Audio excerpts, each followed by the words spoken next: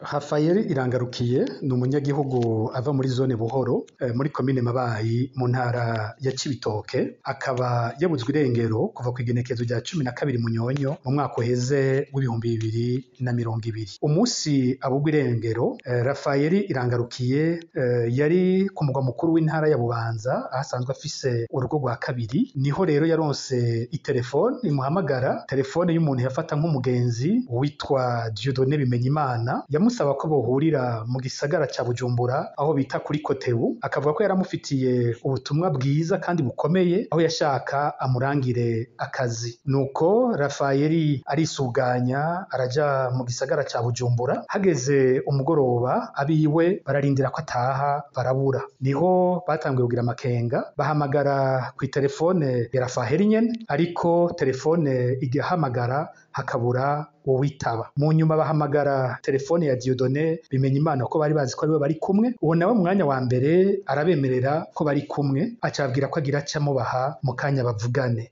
Abajyango basubiye guhamagara basanze za telefone zose zizimije, yaba telefone ya Rafael yaba telefone ya Dieudonné. Bukeye abajyango batangura kurondera mu busho butandukanye barabura uwabo, niko kwitura abarongoye komine Mabayi barababwira ivyashikiye Rafael Irangarukiye n'uruhara rwa Dieudonné Bimenyimana. Dieudonné Bimenyimana niho yaca afatwa arapfungirwa mu gasho ka komine Mabayi, ariko muri ako gasho yahamaze umwanya urume rumara kubera ko bamwe mu barongoye iperereza muri Mabayi no mu ntara ya Cibitoke baciye bategeka ko Dieudonné Bimenyimana ategerezwa kurekurwa atakindi asubiye kubazwa. Ibi twebwe bikatwereka ko iryo perereza ryari rizi neza ivyashikiye Rafael Irangarukiye. Mbere amakuru yahavuye ashikira abajyango nuko Rafael yoba yararementanirijwe, bakamubeshera ko yoba yashira ibifungurwa ngo abagwanyi baba bari mu gihugu ca Republika Iharanira Demokarasi ya Kongo. Aho naho twamenyesha ko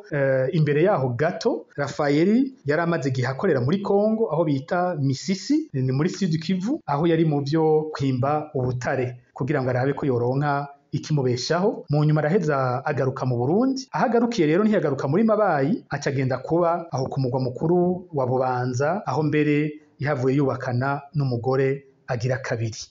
Ngaha ico twobivuga ko ca mbere nuko twokwibutsa ko umwaka uheze CNDH yasohoye raporo ivuga ko ata muntu n'umwe yanyurujwe mu Burundi ngo abugwe irengero mu 2020, kandi muri ndondeza twebwe dufise amazina y'abantu hafi 40 babuzwe irengero ico gihe. Ikindi nuko twosubira gusaba abategetsi b'u Burundi ko bokwikubita agashi bagahagarika bino bintu vy'abantu bafatwa bakabugwa irengero, bagahagarika n'akacerere baheza bakinjiramwo iyo hari umwana w'u Burundi yabuzwe irengero ryiwe. Dusaba abategetsi b'u Burundi kwerekana ivyashikiye Rafael Irangarukiye ivyo ari vyo.